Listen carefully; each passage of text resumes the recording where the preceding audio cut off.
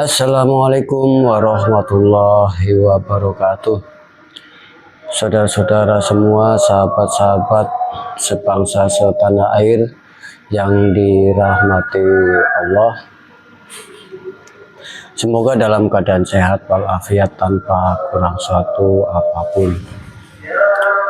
Saudara-saudara, kelima tersangka kasus ijazah Pak Jokowi mendatangi Komnas HAM. Baik, tanpa panjang lebar, mari kita simak video berikut.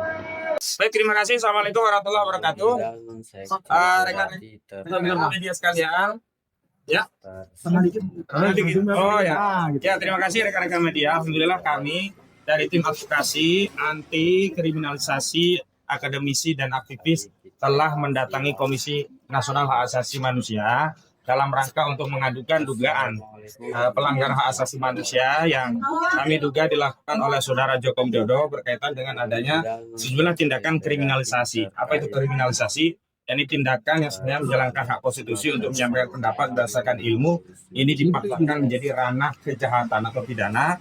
Bahkan kami juga tadi sudah sampaikan komplain tentang sejumlah pasal-pasal selundupan yang di dalam Undang-Undang ITE itu tidak ada relevansinya dengan apa yang dikeluhkan oleh saudara Joko Widodo tentang diri yang merasa dihinakan sehina-hinanya dan direndahkan serendah-rendahnya. Jadi intinya tadi kami sudah sampaikan keluhan terkait hak-hak yang itu diatur dalam Undang-Undang Nomor 39 Tahun 1999 tentang hak asasi manusia, terutama tentang hak pada rasa aman, hak terhadap akses keadilan yang bebas dari diskriminasi, terutama hak kebebasan pribadi yang di dalamnya memuat kebebasan berpendapat.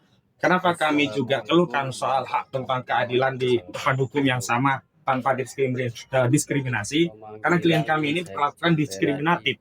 Laporan klien kami di Barreskrim tidak diproses, baru diproses setelah 6 bulan, sementara laporan dari saudara Joko Widodo di Polda Metro Jaya begitu cepat kilat sejak 30 April. Nah, kemudian kami juga persoalkan tentang adanya hak pribadi yang dilanggar, yakni hak dari klien kami yang sedang menjalankan ilmu pengetahuan dalam rangka mengungkap sebuah pertanyaan publik sebenarnya, bukan pertanyaan Pak Roy Suryo saja, bukan pertanyaan Pak Rismon atau juga bukan pertanyaan Dr. Tifa Bukurnia dan juga Pak Rizal Fadila.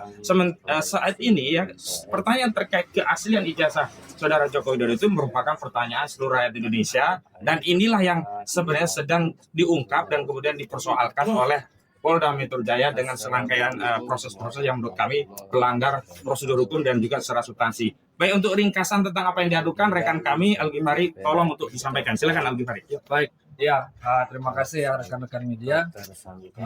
Hari ini kami tadi sudah menyampaikan, kita berharap tadi dengan komisioner, tapi diterima oleh perwakilan dari pengaduan.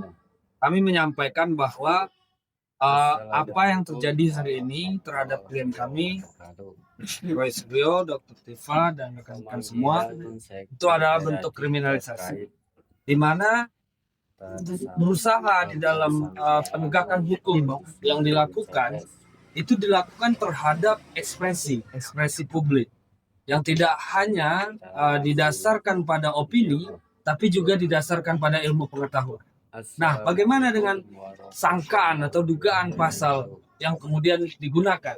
Nah, kalau dari kita dengar ya, keluhan atau aduan ya, yang disampaikan oleh pelapor, dalam hal ini saudara Joko Widodo, itu kan dia melapor merasa difitnah. Tapi kemudian oleh pihak kepolisian di dalam perkara ini digunakan pasal-pasal yang sifatnya itu adalah melindungi suatu informasi atau transaksi elektronik yang bersifat sistemik.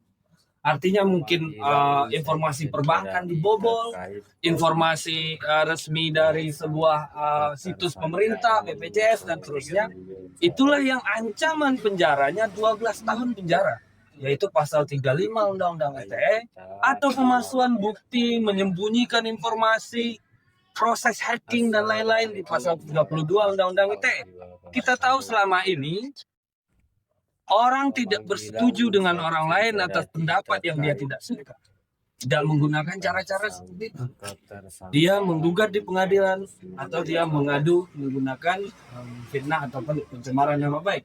Tapi ini siapa ini yang pertama kali kemudian menginisiasi agar pasal-pasal yang setiap hari orang yang terlapor itu bisa diancam, ditahan begitu saja karena di atas 5 tahun digunakan secara eksesif. Nah, kira-kira ini yang kami sampaikan tadi ke Ibu Grace dan Pak Lulu sebagai perwakilan dari komisioner di bidang pemantauan dan penegakan HAM, dan para prinsipal tadi, Dr. Tifa, Bang Roy Sugio, dan kawan-kawan juga sudah menyampaikan di dalam secara langsung, dan kita memang meminta agar untuk mendalami, mengelaborasi lebih lanjut, Komnas HAM mengundang kami lagi untuk diadakan audiensi langsung dengan komisioner. Jadi memang kami berharap Komnas HAM menjadi pelindung dari masyarakat yang menyampaikan ekspresi publik, apalagi didasari ilmu pengetahuan, dan kemudian bisa membendung ya nafsu atau langkah-langkah kriminalisasi yang dilakukan oleh aparat penegak hukum yang tidak jawab.